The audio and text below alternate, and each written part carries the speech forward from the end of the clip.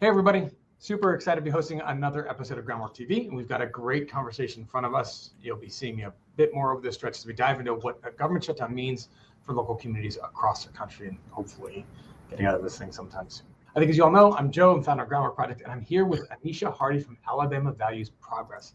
She's a member of the Groundwork Organizing Network. Anneshia, it is really great to see you. Thank you for coming back for another episode together. I always love chatting with you, and I always learn something from the conversation. Likewise. So I don't know about that, but nevertheless, I love it, and thank you. Tell us a little bit about who you are and remind folks about what Alabama Values Progress does.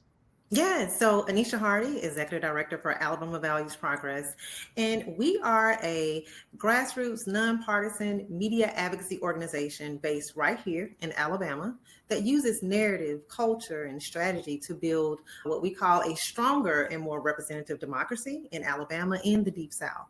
Our work is about shifting public understanding and holding systems accountable. And that means lifting up the lived experiences of Black, Brown, immigrant, LGBTQ+, and low-income communities across the state and the region.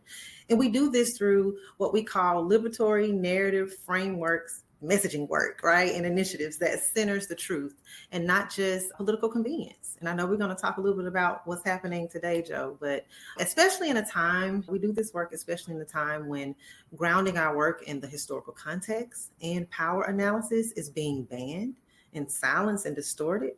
And I strongly believe that when we don't name the harm directly, we can't uproot it and we can't be free. So I'm going to bite on that one a little bit and walk me through that. Just tell me a little bit more about that. A little bit more about what? You just said you wanted to name the harm, and you're saying yes. Yes, name the harm. We can talk about the shutdown. Yeah. This is not just go for it. Please. Yeah, no. So this is not just about, I want to name that the shutdown is not just about partisan gridlock. This is not by accident. Alabama and the Deep South are home to the highest concentration of marginalized communities in the country. We can look it up. That means when the federal government shuts down, the pain falls the fastest and the hardest on our folks. In Alabama alone, we have approximately 800,000 people that are relying on SNAP, nearly 1 million depend on Medicaid. And as I'm having conversations with folks, they're like, whoa, this is going to hit everyone, no matter what side of the aisle you're on. The federal workers that are being furloughed, the WIC clinics that are hanging in the balance by a thread. And I think this is a state where many families are already just getting by. And now those resources are now being threatened. And this is being stalled by what I call political games. And so we have to name like what this is. We also have to tell people like the deeper truth here, that this isn't just about budget negotiations or even about, sometimes it's not even really about healthcare. That's a narrative that's out there. This is about a long legacy of divestment and control. Throughout history, when the federal government has pulled back or shut down its operations, it has been poor working class communities, Black and Brown communities who feel it the most. If we look at from the Reconstruction era to the Reagan era budget cuts to today's shutdown, there's a clear pattern of weaponizing public policy against those already pushing to the margins. Today's shutdown really mirrors that, whether it's federal support, like the central programs that I named, right, hanging in the limbo. If we look at, I mentioned the Reagan era cuts. I don't think people realize when that happened, they slashed social programs and they use racially coded language like welfare queen, right? Or scapegoated poor communities to justify this disinvestment in Black and in poor communities. And I think those same dog whistles politics is alive today. So, Anneshia, with the shutdown narratives, blaming low-income aid recipients and the systemic failures that exist. And so I want to name that each time this shutdown happens, it is the most vulnerable communities that are impacted. I do want to name that just as during these eras, I mentioned Reconstruction era, right? Like that we had when the shutdown targeted the newly freed Black people, right? To move back resources. We now hear leaders like President Trump, and I use the word leader lightly, that is publicly saying that this shutdown, they're going to cut Democratic programs. Like a phrase that's often coded for community-based and equity-driven initiatives. If we think about the programs that they could be shutting down and gutting that serve some of the most vulnerable communities in our country. He said, and it's quoted, he said, we're being able to do things that we were unable to do before. So we're closing up programs that he said Democrat programs. Like we're going to keep the Republican programs that we wanted to close up or that we never wanted to happen in the first place. And now we're closing them up, literally closing them up. And so when we talk about this shutdown, we have to really place it in the historical context. It's the same playbook, which is to consolidate power, to restrict resources, and then point the blame anywhere but where it belongs. And we also need to push back on the most harmful myth that is circulating right now around this shutdown, which is that Democrats are keeping the government closed because they want to give health care to undocumented immigrants. And that is just simply not true. That's not true. The debate is about extending Affordable Care Act subsidies for millions, both of low-income Americans who identify Democrat and Republican, right? Americans who already qualify for the coverage. Not expanding Medicaid to undocumented people. This is a false narrative and is being used as a dog whistle to stir up division and fear. And especially in the South, where immigration and race are often politicized to distract from the real issues. These far-right leaders and extremist leaders, I'm gonna call them that, are blocking policies that will make healthcare more affordable for everyone, period. And I'll say this, and we can move on because I'll stay here all day, but I really want to encourage people to get out of their echo chamber and look at what's really happening here before it's too late. This is not a football game, folks, where you're rooting for your team to win by running up score or proving the other side wrong. This is about people's lives, their livelihoods, and their future hanging in the balance. This should not be a partisan issue. It just should not be a partisan issue. Anneshia, why in your mind is it that people end up interpreting that way? And obviously I get somebody who lived through and worked through a number of shutdowns, right? I get the messaging that comes from a Republican in office saying it's a Democrat, President Trump saying it's Democrats' fault, but it shouldn't be a partisan issue, right? As you said, there's communities across Alabama, black and white, poor, obviously more than rich, that are going to be impacted from this. Although there's plenty of wealthy professors at University of Alabama that have fancy degrees from fancy places that we're getting their studies that just got cut, right? And there's cuts that are perpetuating across an entire system. So what is in this for Republicans? You said this is not an accident. Peel back the layers of that strategy for me. Why are they doing this? Can we talk about the history we can go there, Joe? Yeah. We have to talk about the history of white supremacy and anti-Blackness and patriarchy in this country. We have to talk about how those things are interwoven in all of our social institutions. We have to talk about how this is not new. This is not a new playbook, right? We have to talk about how those same tactics are now being used to further marginalize other groups. So when I say anti-Black, those same are now being used to marginalize other groups. We can draw a direct parallel to the villainization of the immigrant community, the brown man, to the criminalization of the Black man in this country. Like what we're seeing happen in the immigrant community, some of the bills we're seeing, even with the weaponization of police, we can go back to the slave patrols, which is the foundation of what policing were when they first started them. So I know we like to think that we've moved on as a country. And I know it's really uncomfortable when we talk about race, but we have to talk about these things because race is the fault line, it's the lie that a lot of this stuff was built on.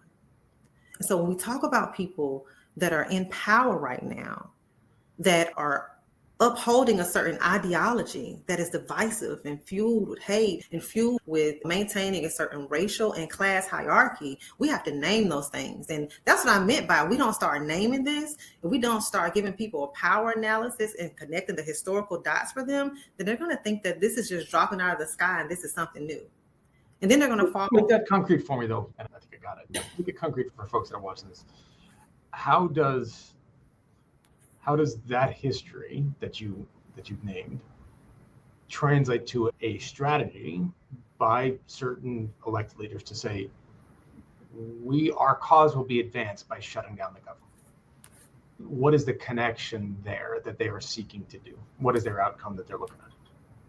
Yeah, if you can shut down, and now I don't want to get into conspiracy theories here, but if you can dismantle the infrastructure of a community, whether it's care, whether it's resources, then that's chaos.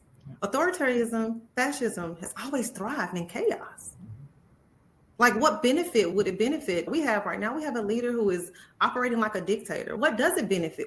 How does progress aside from the upper class, how does progress in the middle and lower class, or just within community, how does that benefit them? Again, we're talking about upholding a ideology that upholds class and upholds race. So we just talked about how this shutdown is impacting Black, Brown, immigrant, LGBTQ plus. This is a targeted attack, Joe. And so, Anneshia, how are you seeing that ripple out? So I appreciate you painting that picture there, kind of the philosophical one and the strategic one. How are you seeing that ripple out then across communities in Alabama? What is the actual ramification of it? Don't make me tear up. Like, families that rely on these benefits are not going to see them in November. And then we think about the narrative that, oh, go out and get a job. Some of these families do have jobs. Have you ever heard the term working poor? This is going to push hundreds and thousands of households towards food insecurity, especially in places like in Alabama and like small towns, rural towns, the Black Belt, where food access is already limited. WIC Support, which supports moms and babies, is issuing benefits month to month right now.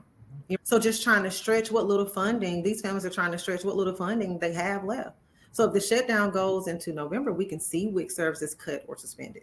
Imagine telling a pregnant mother that she can't get formula because Congress couldn't get it together. That's the reality that we're facing. All right, you got the federal workers and contractors. I think people realize that these are people who help the government function, right? And they're going without paychecks. Some are picking up gigs, like others are visiting food pantries. And this is not just like, this is actually happening. And remember, this isn't about, oh, they're being inconvenienced. This is about people trying to survive. And politically, we also have to say that, and I keep naming, this is not on both sides. Like, Republicans currently control both chambers of Congress. Like, this shutdown is a direct result of these lawmakers prioritizing the culture war politics, prioritizing anti-government ideology over the well-being of everyday people.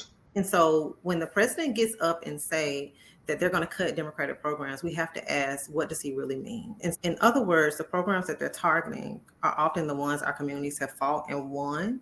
And that's true in states like Alabama. And Alabama already has a very high poverty rate. And so a lot of these, and again, I want to push against the whole, just go out and work, because a lot of these folks are working. Like, we have to get that out. Like, people who are getting food assistance, who are getting supplemental programs, it's not that everyone's not working. You've also referred to him multiple times as the president. He's the president of everybody, of which you are a citizen. And yet he has chosen to cut programs that, by the way, don't just benefit one party. That's not the way the programs are designed. Exactly. Medicaid, it turns out, actually a whole bunch of Trump voters are Medicaid recipients, but he's saying we're going to cut Democratic programs. But that's there. As if you live in a community that is represented by a Democratic member of Congress, you are not also a constituent of the president. Like, they are also, by definition, his constituents too. And yet there is no desire on his part to see that. But I think you got to the heart of something that I've tried to articulate. You did so better than I could. At its core, right, what countries, nations are about, they're about the stories we tell each other, right? The nations are people that are connected by a story, by a narrative. Right? And to some extent, there are bonds of citizenship. There's a question as to what obligations come with being a citizen or a resident of the United States. What do we owe each other? And those communal bonds are where they're strongest. Familiarly, yes, but in a community, when a neighbor's house is on fire, people run to help. Local school, people come together. There's connections for community. You start to fray that. You start to doubt that. You start to sever those intentionally. The bonds that hold us together come apart. Yeah. And as you said, what fills it? Well, all sorts of not so nice things fill that space. And so what is it that ends up turning American on American, right? Person on person. You look at now, for whatever reason, everything's political. Various songs, various artists, music, teams, sports, right, have become political. And we see a deliberate, very intentional strategy here to divide and divide and divide and divide and force people to make a choice that you just shouldn't really have to make. And you don't have to make, right? Cheering for one sports team or one sport, like being a fan of one sport or another, is not inherently a political thing. But under this administration, we're going to force people to choose, so we can put you in different groups and put you against each other to fight over those scraps in the system. Meanwhile, they reap the benefit. And a shutdown ends up being a perfect strategy here. Why? Because people you scramble in the chaos to try to make a rent payment, to make a car payment, to make a mortgage payment, to keep your kids in school, to try to figure out how you're going to somehow make those ends meet. I remember being in Washington, D.C. for the longest shutdown to date, 35 days, being at a soup kitchen, a stand-up soup kitchen and food pantry, serving members of the Department of Justice, serving DOJ food at a stand-up food kitchen by Jose Andres, who does these pop-up food tents in conflict areas and after tsunamis and hurricanes. And he was down there on the national, adjacent to the National Mall, a couple blocks off it, serving members of our federal government so that they had a hot meal that they didn't have to pay for because they might not be able to. Right? This is a choice. This is a choice. This is a choice by the government. Yeah. One, to engage in this, and two, to say, what are we fighting over? We don't want to extend access to health, maintain access to healthcare the way we have it. Why? Why do you have to choose? Why do you have to make that choice? Because the president is forcing you to. Right?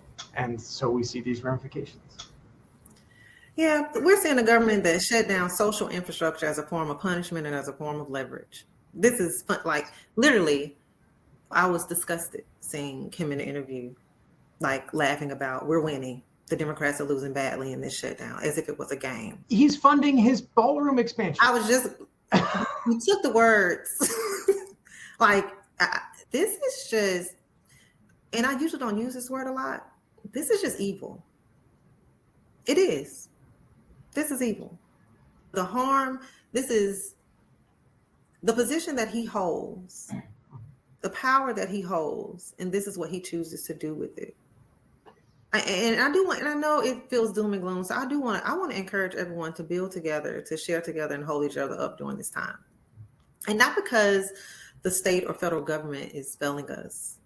The reason I put state in there because we have these deep red states that are that's another discussion. But what we're talking about, the federal government right now is failing us. This administration is failing us. And when I say us, I'm not talking whether you identify as Republican or Democrat or independent or you don't even know yet.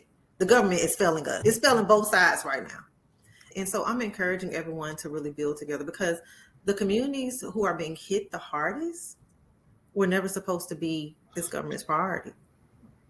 And I say that. I'm being honest when I say that. That's what I mean by naming it.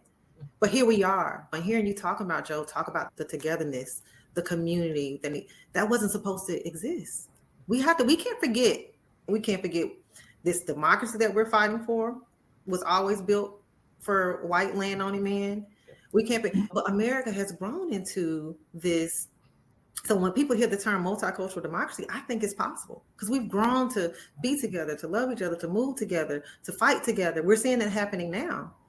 And so I was going to say, what keeps you hopeful? Let us wrap on some good news. What keeps you hopeful? Yes, that's what keeps me hopeful is that we have always known how to survive.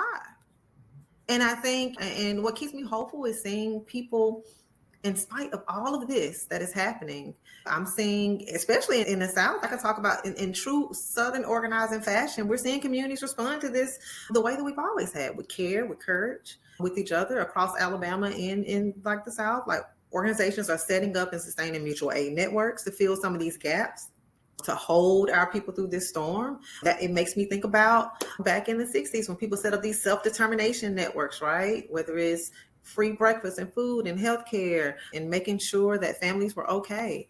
And that gives me hope that we're seeing this. I really do think that this administration probably thought people were going to start fighting each other and hating each other and being divided immediately. But actually people are coming together and standing together. And I think history has shown us that is how we win, when we come together. And so that's what gives me hope. Amen. Anneshia, thank you. Wait, really quickly. Are we wrapping, Joe? I was, but if you got more. No, because I did want to talk about the narrative piece because we did have resources. And I know that was one of the questions. I think it was like question 4 or something. It wasn't like you were going so good. I didn't want to take you off. Or maybe we can add in the narrative bit. Come on. Maybe we can go to question 5. Any final thoughts, baby? Because that was actually, I forgot about that because I was like, I need to mention these tools. Add in the narrative piece. Okay. It is. And I also I mentioned this earlier about the dominant narrative right now, because I always say that who controls the narrative controls the power. And there is a dominant narrative out there that this is just partisan gridlock. Or worse, some people say this is just normal. This is how it goes. And that language really hides the harm and it hides who's responsible. And so we're naming this for what it is. This is a manufactured crisis by extremist politicians who are more committed to their ideology than the people. And we really have to bring at AVP, we're really about naming this. And we're finding ways to bring political education into the conversation and really highlighting how shutdowns have been used for generations as tools to undermine programs that help poor people, working people, and that this isn't new. And our role as a media advocacy organization is to reframe the conversation, that this isn't just about dysfunction, that it is deliberate harm. And we recently launched our liberatory narrative briefs around these type of political moments to really help movement workers and community members and policy folks really grapple with this moment and talk about it in a way that validates the lived experiences of communities that are directly impacted. I'm encouraging folks to visit our website at alabamavaluesprogress.org to download the latest brief on the government shutdown. It also has some cool graphics, social media graphics, if you want to post and share with your communities. But these briefs are important. I encourage people to sign up for future briefs because how we talk about these moments really determines whether people feel empowered or disillusioned. That's the important part. That is why narrative is so important. I want to say that again. How we talk about these moments, right, determines whether people feel empowered or whether they feel disillusioned. And it really shapes how we move, how we organize, and how we build the collective power that we need for real change. And I want to say that everything's going to be all right. And I really say that. I'm not just saying it because I'm trying to make myself feel good, but I do believe that everything's going to be all right as long as we stick together and build together. Amen. Thank you.